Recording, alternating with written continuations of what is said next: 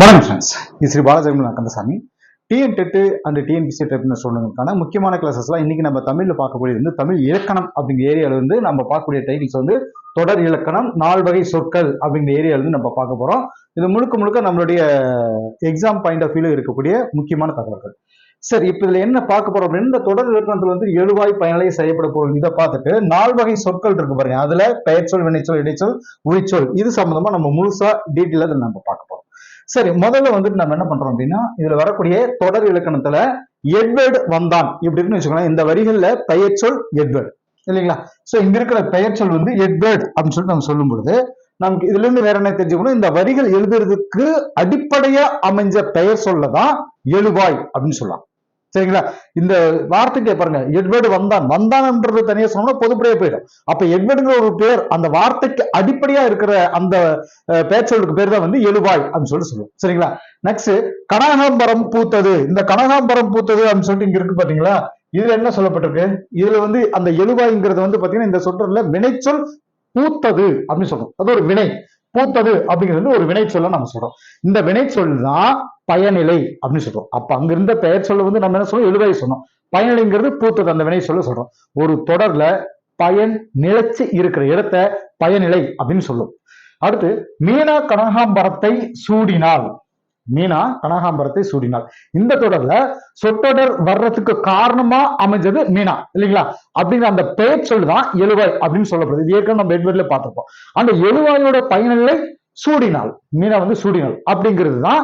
அப்படின்னா அப்ப இன்னொரு பெயர் சொல்ல கனகாம்பரம் அப்படிங்கிறது என்னன்னு பாத்தீங்கன்னா செயற்படு பொருள். இங்க இருக்கக்கூடியது வந்து செயற்படு பொருள் அப்படிங்கிறது இன்னொரு கனகாம்பரம் அப்படின்னு சொல்லி அந்த கனகாம்பரம் இன்னொரு இதை சொல்றோம். ஒரு தொடர்ல எழுவாயும் செயற்படு பொருளும் பெயர் சொல்லாவும் பயனிலை வினைமுற்றாவும் இருக்கும். சரிங்களா? இது ஒரு வினைமுற்று. பூத்தது சூடினால் ஒரு வினைமுற்று. அப்போ பயனிலை அந்த தொடருடைய பயன் நிலைச்சு இருக்கிற இடம் அப்படின்னு சொல்றோம். பயனிலைக்கு உண்டான ஒரு டெபினிஷனா. ஒரு தொடர்ல செயற்படு பொருள் இருக்கணும்னு கட்டாயம் இல்லை. செயற்படு பொருள் இருக்கணும்னு கட்டாயம் இல்லை. இப்போ மீனா சூடினால் அப்படின்னா பொதுப்படையான ஒரு வார்த்தையா போயிடும். கனகாம்பரத்தை சூடினாலா, மல்லிகைப்பூ சூடினாலா.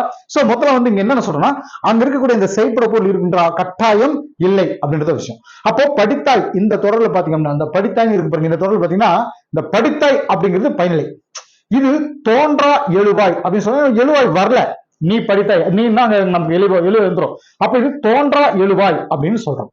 நான் வந்தேன் இப்படி இருக்குன்னு வச்சுக்கோங்க. இந்த தொடர்ல வினைமுற்று பயனிலையா வந்திருக்கு. வந்தேன் வினை, வருதல், ஓடுதல், அந்த வினை அந்த செயல் முற்றாக வந்துள்ளது. அப்போ இந்த தொடர்ல வினைமுற்று பயனிலையா வந்திருக்கு. இது வினை பயனிலை அப்படின்னு சொல்லுது. சரிங்களா? அடுத்து, சொன்னவள் கலா. இங்க கலா அப்படிங்கிற பெயர் சொல் பயனிலையா வந்திருக்கு இல்லைங்களா? அப்ப இது பெயர் பயனிலை அப்படின்னு சொல்ல, ஒரு பெயரே ஒரு பெயர் சொல்ல இங்க பயனிலையா வந்திருக்கு. அது வந்து பெயர் பயனிலை அப்படின்னு சொல்லுவோம். அப்போ விளையாடுபவன் யார், இது இருக்குன்னா இங்க யார் அப்படிங்கிற வினாச்சொல் பயனிலையா வந்திருக்கு. சரிங்களா? சோ இத வினா பயனிலை அப்படின்னு சொல்லுவோம். இதுல இருக்கக்கூடிய வகைகள் தான் அப்படின்னு சொல்றது.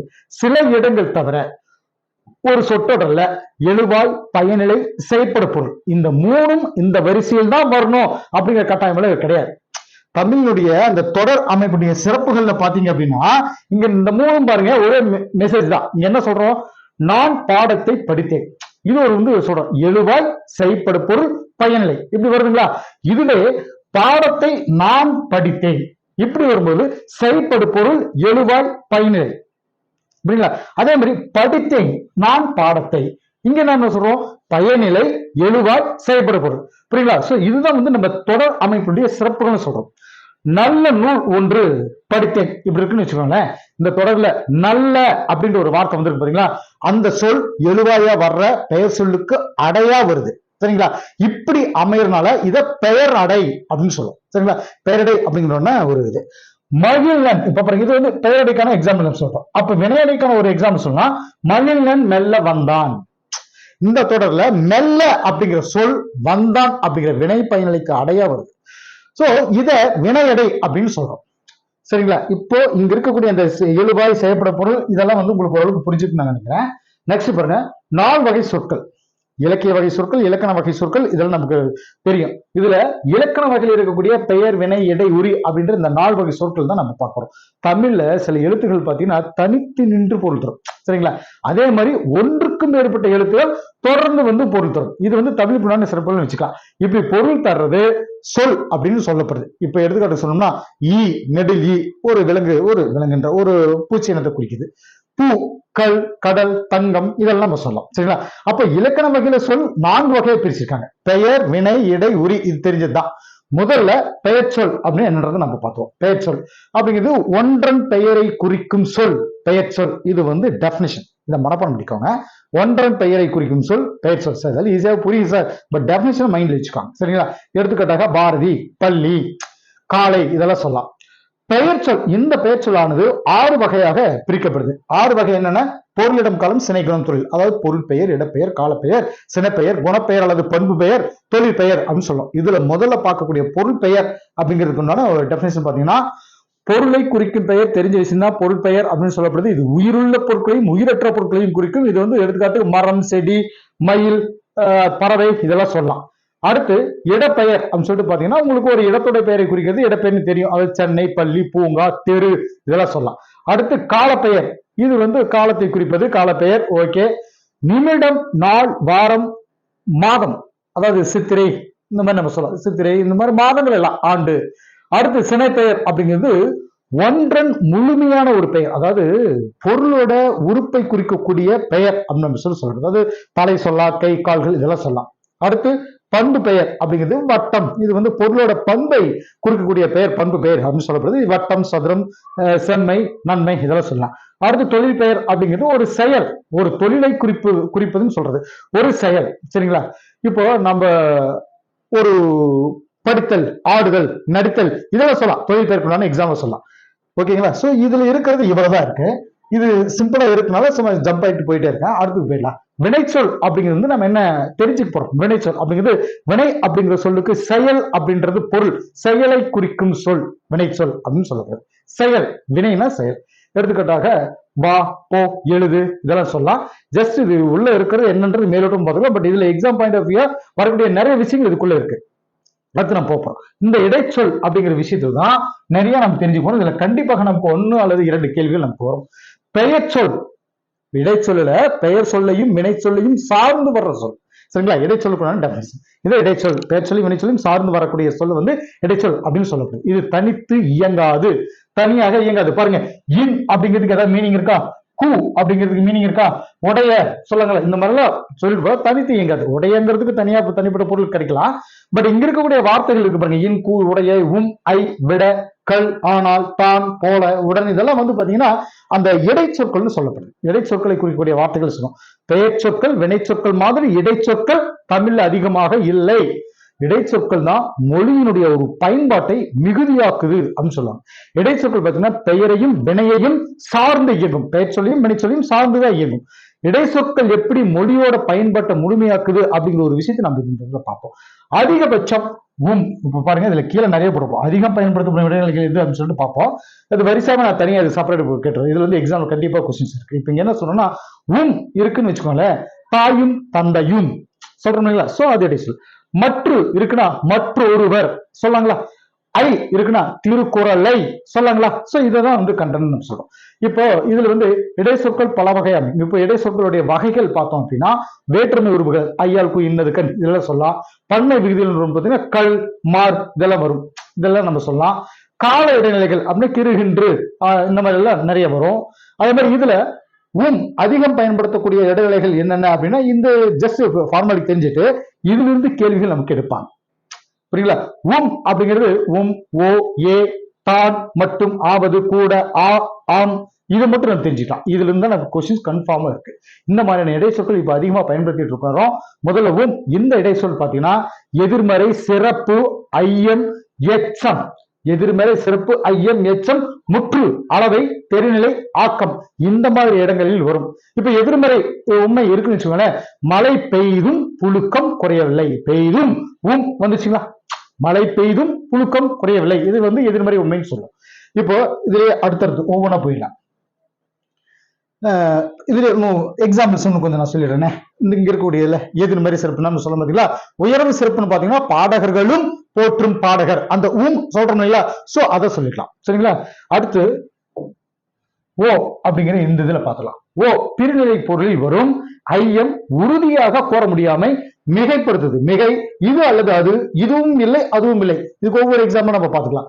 ஓ அப்படிங்கிற ஓகார இடைச்சொல், தற்காலத்துல ஓகார இடைச்சொல், அதாவது பிரிநிலை பொருள், இதெல்லாம் நம்ம சொல்லிக்கலாம். உறுதியாக, கூறாமை, இதெல்லாம் நம்ம சொல்லிக்கலாம். இது அல்லதுன்னா இன்னைக்கு எக்ஸாம் ஒரு ஐயம் அப்படிங்கிறதுக்கு ஒரு எக்ஸாம் சொல்லலாம். இன்றைக்கு மழை பெய்யுமோ, இது ஒரு ஐயம். சோ ஐயம் அப்படிங்கிற மாதிரி இந்த கொஸ்டின்ஸ் வரணும் அப்படின்னா, இதுல இருந்து இடைநிலை வரணும்னா இன்றைக்கு மழை பெய்யுமோ சொல்லலாம். சரிங்களா? பூங்கொடியோ மலர்கொடியோ, இங்க பாருங்க, பூங்கொடியோ மலர்கொடியோ பேசுங்கள், இது அல்லது அது. புரியுங்களா? சோ இந்த மாதிரி இடங்கள்ல தான் இந்த ஓ அப்படிங்கிற விஷயத்த வரும். பாலுவோ கண்ணனோ பேசாதீர்கள், இதுவும் இல்லை அதுவும் இல்லை. பாலுவோ கண்ணனோ பேசாதீர்கள், இதுவும் இல்லை அதுவும் இல்லை. சரிங்களா? அடுத்து ஏகார இடைச்சொல், பிரிநிலை, வினா, எண், ஈற்றசை, தேற்றம், இசை நிறை, இந்த மாதிரி 6 பொருளில் வரக்கூடியது வந்து 6 பொருள்ல வரும் அப்படின்னு நன்னூல் சொல்லுது. தற்காலத்துல பாத்தீங்கன்னா ஏகாரம் தேற்ற பொருள்ல, அதாவது அழுத்தம் மட்டும் வரக்கூடிய இடங்கள்ல அந்த இடத்துல மட்டுமே வரும்.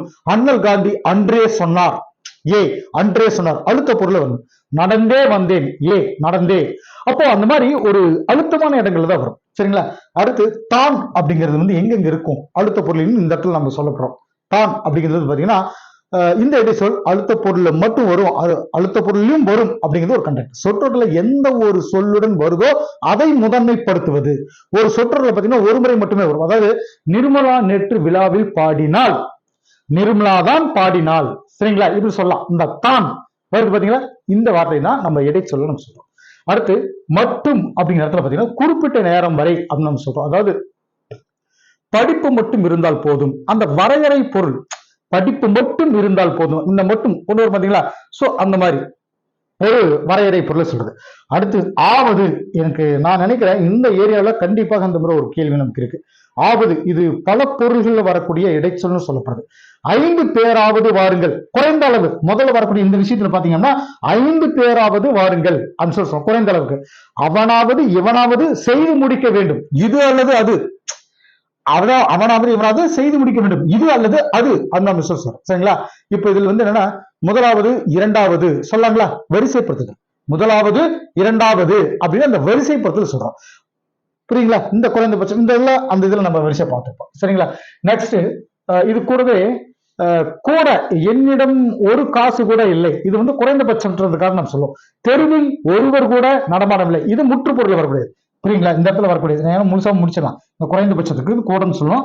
முற்றுப்பொருள்ல வந்து தெருவில் ஒருவர் கூட நடமாடவில்லை, இது வந்து கூட அப்படிங்கிறதுக்காக நம்ம கொண்டு வரும், முற்றுப்பொருள் வந்துருது. அவனுக்கு வரைய கூட தெரியும், எச்சம் தருவிய கூற்று, இதெல்லாம் நம்ம சொல்லலாம். சரிங்களா? நெக்ஸ்ட் இதுல என்ன நமக்கு இருக்குன்னா வினா. வினா பொருள் வரும் இடைச்சொல் நெடில் சொல்றோம். அப்படிங்கிறது இடைச்சொல். இந்த இடைச்சொல் வந்து பாத்தீங்கன்னா சொற்றொடர்கள் எந்த சொல்லோடு இணைஞ்சு வருதோ அந்த சொல் வினாவாக மாறுது. எடுத்துக்காட்டுக்கு புகழேந்தி நேற்று உன்னுடன் பேசினானா, பேசினா வினா பொருளில் வரும். சரிங்களா? சோ ஆங்கிறது ரொம்ப சிம்பிள். இப்போ ஆம் எதுல வரும் அப்படின்னா இசைவு, சாத்தியம், பொருத்தம் இதெல்லாம் சொல்லலாம். இந்த சொற்றொடர்கள் பார்த்தீங்கன்னா கடைசியில வந்து இசைவு, சாத்தியம், பொருத்தம், இந்த பொருள்களையும் தகவலாகவும் இல்ல வதந்தியாகவும் ஒரு செய்தியை சொல்றதுக்கு பயன்படுது. சரிங்களா? எடுத்துக்காட்டு சொன்னா உள்ளே வரலாமா, ஒரு இசைவு கேட்கறது, பர்மிஷன் கேட்கறது, உள்ளே வரலாமா சொல்லுவாங்களா, ஆம் அப்படிங்கிறது. இனியன் தலைநகர் போகிறானாம், இது ஒரு தகவல், ஒரு செய்தி. இனியன் தலைநகர் போகிறானாம், இது ஒரு செய்தி இல்லைங்களா? பறக்கும் தொட்டு நேற்று பறந்ததாம் சொல்லலாங்களா, ஆம் அப்படின்னு. இது வந்து ஒரு வதந்தி, இது ஒரு பொய்யும் மொழி அப்படின்னு சொல்றோம். அதே மாதிரி இந்த இடத்துல பாருங்க, அன்று இப்படி ஒரு வார்த்தை இருக்குன்னு வச்சுக்கோங்களேன். அன்று இது எங்க நம்ம பயன்படுத்துறோம், நம்ம புக்கில் கொடுக்கக்கூடிய ஒரு முக்கியமான விஷயம், இது எக்ஸாம் கேட்கணும். அப்படிங்கிற ஒருமைக்கு வரும் அப்படின்னு சொல்றது. அல்ல அப்படிங்கிறது பன்மைக்கு வரும். இது பழம் அன்று, ஒருமை. பழம் அன்று, பழம் ஒரு பழத்தை மட்டும் குறிக்குது, இது பழம் அன்று அப்படியே ஒரு ஒருமைக்கு நமக்கு வரும் இந்த அன்று இருக்குது. இவை பழங்கள் அல்ல, பன்மைக்கு வரும். பழங்கள் இப்படி வந்தது அப்படின்னா இன்காயில், பழங்கள் அப்படின்னு வரும்பொழுது பாத்தீங்கன்னா அல்ல அப்படிங்கிறது வரும். சரிங்களா? சோ அன்று எங்க பயன்படுத்துறோம், ஒருமையில. அல்ல அப்படிங்கிறது பன்மையில பயன்படுத்தும். இதையும் இடையில நம்ம இதுல புக்ல கொடுத்துருக்குது. அதே மாதிரி எத்தனை அப்படிங்கிறது பாத்தீங்கன்னா எத்தனை எண்ணிக்கை குறிக்கும்.